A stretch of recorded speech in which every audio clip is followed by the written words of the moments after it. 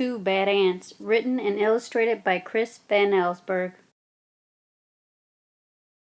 The news traveled swiftly through the tunnels of the ant world. A scout had returned with a remarkable discovery, a beautiful sparkling crystal. When the scout presented the crystal to the ant queen, she took a small bite, then quickly ate the entire thing. She deemed it the most delicious food she had ever tasted. Nothing could make her happier than to have more, much more. The ants understood. They were eager to gather more crystals because the queen was the mother of them all. Her happiness made the whole ant nest a happy place.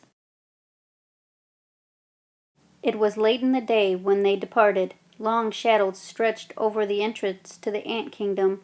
One by one the insects climbed out, following the scout, who had made it clear there were many crystals where the first had been found. But the journey was long and dangerous. They marched into the woods that surrounded their underground home. Dusk turned to twilight, twilight to night. The path they followed twisted and turned, every bend leading them deeper into the dark forest.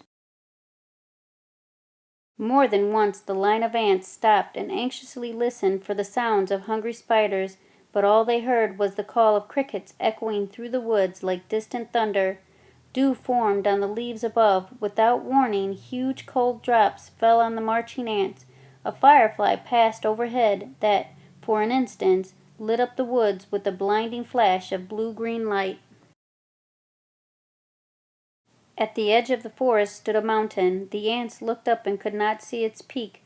It seemed to reach right to the heavens, but they did not stop. Up the side they climbed, higher and higher. The wind whistled through the cracks of the mountain's face.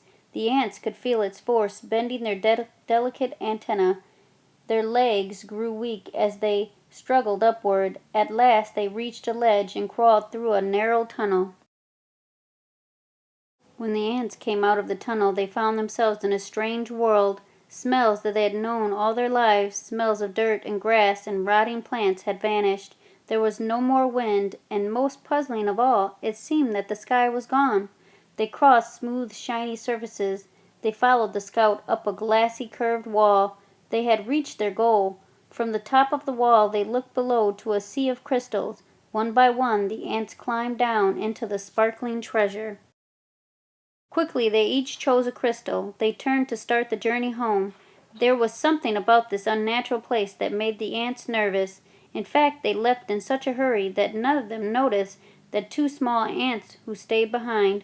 "Why go back?" one asked the other. "This place may not feel like home, but look at all these crystals." "You're right," said the other. "We can stay here and eat this tasty treasure every day forever." So the two ants ate crystal after crystal until they were too full to move and fell asleep. Daylight came. The sleeping ants were unaware of changes taking place in their new-found home. A giant silver scoop hovered above them, then plunged deep into the crystals. It shoveled up both ants and crystals and carried them high into the air. The ants were wide awake when the scoop turned, dropping them from a frightening height. They tumbled through space in a shower of crystals and fell into a boiling brown lake. Then the giant scoop stirred violently back and forth. Crushing waves fell over the ants. They paddled hard to keep their tiny heads above water, but the scoop kept spinning the hot brown liquid. Around and around it went, creating a whirlpool that sucked the ants deeper and deeper. They both held their breath and finally bobbed to the surface, gasping for air and spitting mouthfuls of terrible, bitter water. Then the lake tilted and began to empty into a cave. The ants could hear the rushing water and felt themselves pulled toward the pitch-black hole. Suddenly the cave disappeared and the lake became calm. The ants swam to the shore and found that the lake had steep sides.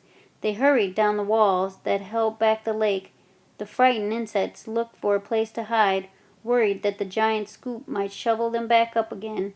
Close by they found a huge round disk with holes that could neatly hide them. But as soon as they had climbed inside, their hiding place was lifted, tilted, and lowered into a dark space. When the ants climbed out of the holes, they were surrounded by a strange red glow. It seemed to them that every second the temperature was rising.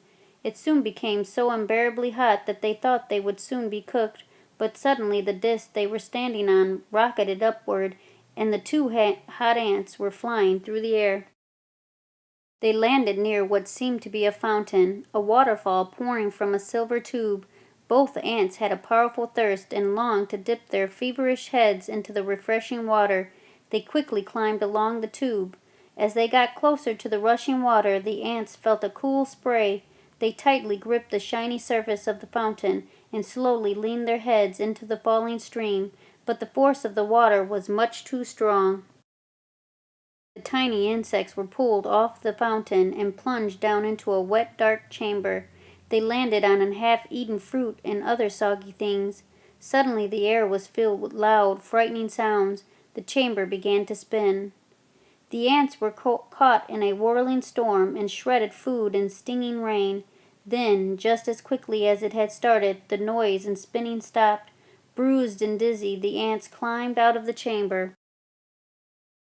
In daylight once again, they raced through puddles and up a smooth metal wall. In the distance they saw something comforting, two long, narrow holes that reminded them of the warmth and safety of their old underground home.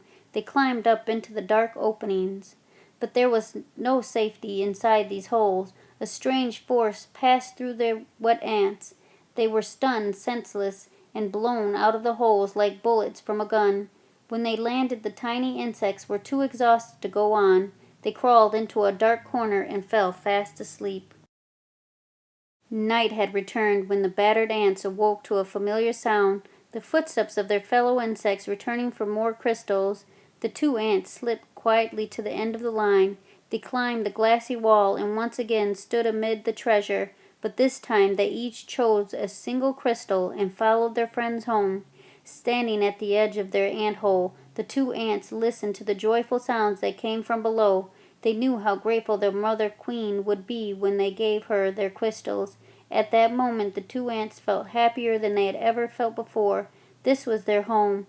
This was their family. This was where they were meant to be.